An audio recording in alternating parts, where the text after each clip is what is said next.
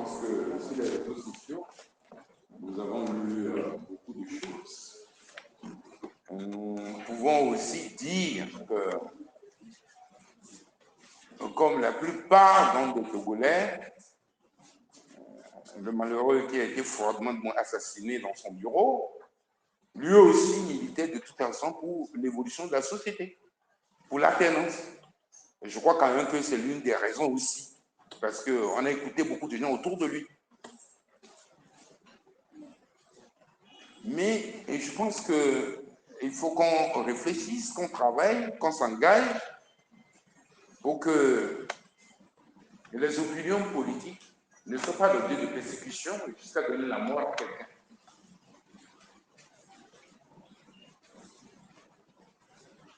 Ne parlez plus donc des résultats du scrutin de 2020, du scrutin du 22 février 2020. Comment vous pouvez interdire à quelqu'un qui, lui, se croit le réel vainqueur? Je ne peux parler de ça. Mais la cuisson de feu, de violence et d'humiliation que nous avons subie, et les conseils des uns et des autres, et de la conscience que Dieu de justice existe, nous avons obéi. Nous avons obéi pendant cette période, ne plus parler de ça. Pour autant, c'est dans la conscience de tous les Togolais que ça là, c'est pas ce qu'ils ont fait dans le secret de l'isoloir. On dit de ne plus réclamer parce qu'on doit prêter serment. Non, on a observé. Mais il faut qu'on soit sérieux dans ce pays. Je répète, il faut qu'on soit sérieux dans ce pays.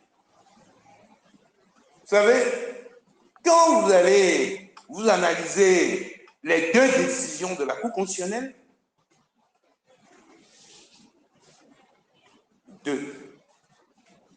le nombre de votants a varié, la dimension du corps électoral aussi a varié.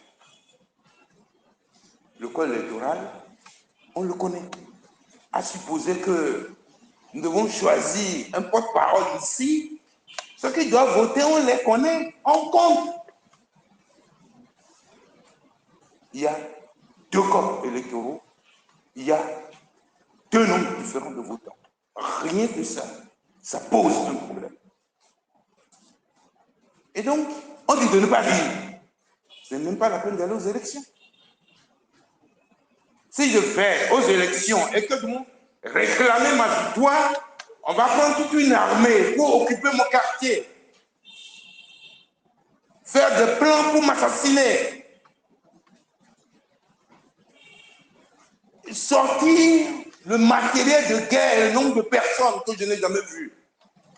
Avec le général Alima, personne n'a pendant 38 ans de pouvoir, il y a lieu de s'interroger. C'est à la dynamique que ça arrive aujourd'hui. Ça peut arriver à une autre formation politique demain. Nous cherchons quoi? Tu auras le pas par jour pour les Congolais. Un peu plus de justice, un peu partout. Ouvrir des perspectives pour nos jeunes qui sont à l'université. Pour qu'en sortant, aller conduire ces étudiants ne soit pas de toute façon dans cette perspective. Faire en sorte que s'affirmer Togolais à l'extérieur soit une fierté et un honneur. On ne demande pas autre chose. Mais la brutalité avec laquelle nous avons été traités, ça me fait honte. Ceux qui font ça,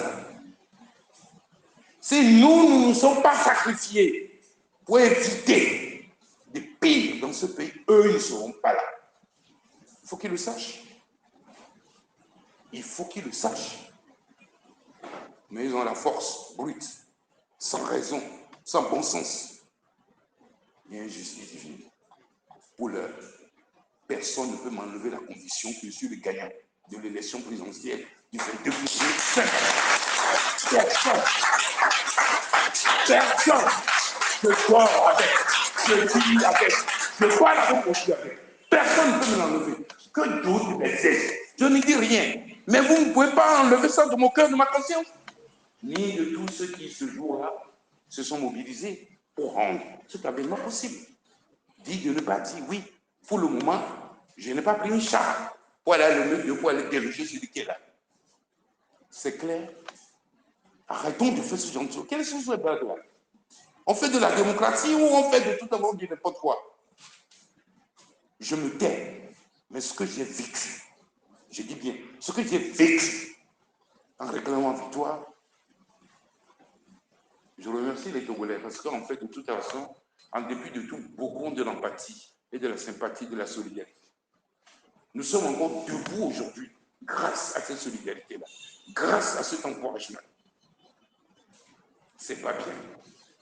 Ce n'est pas bien.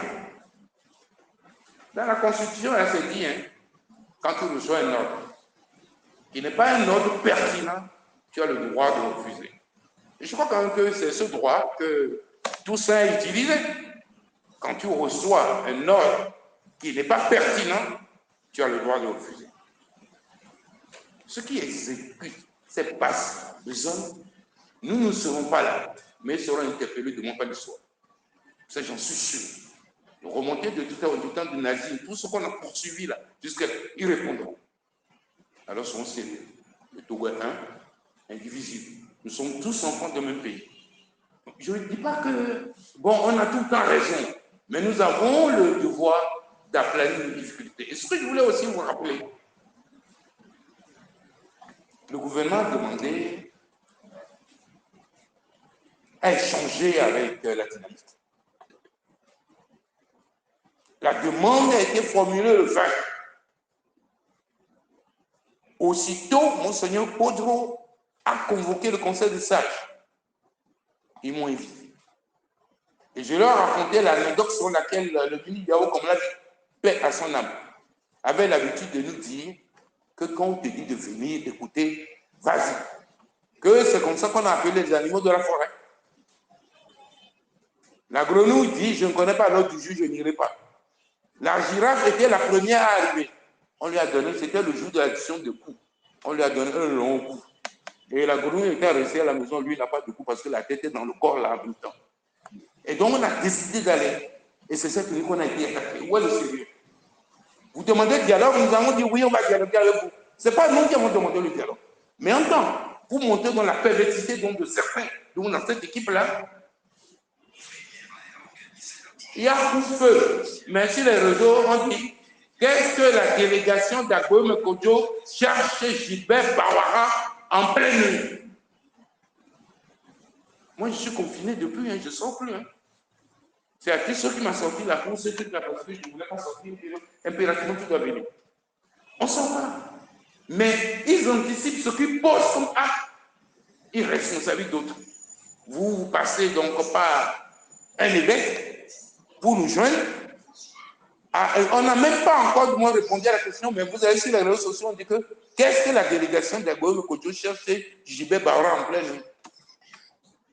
Je ne vais pas être long, mais je ne suis pas content. Je dis, je ne suis pas content. Vous ne pouvez pas me voler, le reconnaître et me dire de ne pas pleurer. Je dis bien, vous ne pouvez pas voler, du moins la victoire de la vie. Vous-même, le parti qui a volé, vous reconnaissez que vous avez volé et vous dites non, ne parle pas. Ok, je ne parle pas, vous m'attaquez, vous m'entraînez, vous prenez ma femme et mes enfants, vous les menotez, vous prenez la maisonnée, on vous dit de venir chercher à Beaumesol, vous prenez tout le monde et vous les faites souffrir là-bas. Oh Dieu, tu es. Où tu es? Nous invoquons ta justice sur ce pays. Voilà ce que je voulais vous dire. Et mon cœur saigne. Parce que j'ai gouverné, oui, j'ai gouverné ce pays. Ministre plusieurs fois. Premier ministre même. Et a demandé jamais eu cette idée-là. Du moins, vis-à-vis de Chikri Solidio, son pire ennemi. Jamais. Je dis bien jamais. Mais ça veut dire quoi ça? Ça veut dire quoi? J'ai construit ce pays. Personne ne peut me nier puisque les personnes sont là. Et vous allez prendre un chat pour venir défoncer ma maison. Alors que vous-même, vous reconnaissez que j'ai gagné. Quelle est cette hypocrisie-là? Alors, soyons sérieux. Je dis, mais soyons sérieux. Je porte la victoire de la dynamique en moi jusqu'à mon dernier souffle. la pop, de la romantique. C'est clair? Le prélat, tel Siméon, verra le salut à mon poste.